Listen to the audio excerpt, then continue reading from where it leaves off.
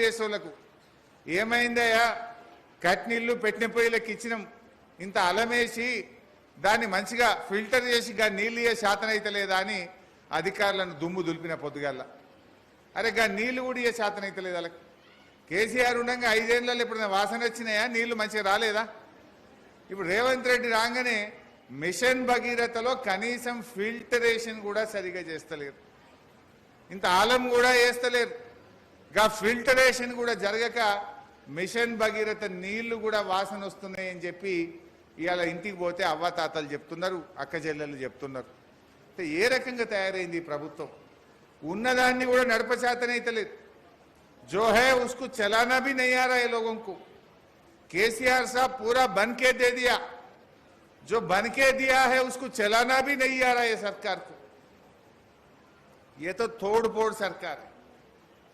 घरों को तोड़ना हाइड्रा के नाम पे गरीब लोगों का घरा तोड़ना घरा बनाना नहीं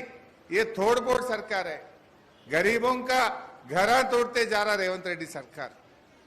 మీరు టీవీలు చూస్తే పేపర్లు చూస్తే కనబడతలేదా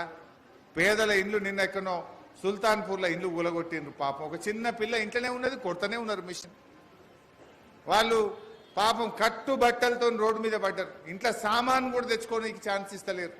ఇంట్లో ఉన్న కుర్చీలు గ్యాస్ స్టవ్ సిలిండరు అట్లనే పెట్టి కూలగొడుతున్నారు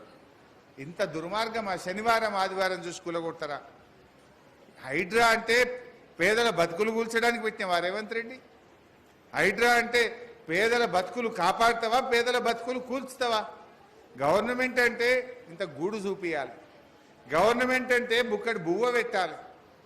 నీడనియాలి కానీ రేవంత్ రెడ్డి ఉన్న నీడ కూలగొడుతుండు ఉన్న గూడు కూలగొడుతున్నాడు పేదల బతుకులు ఆగం చేసే విధంగా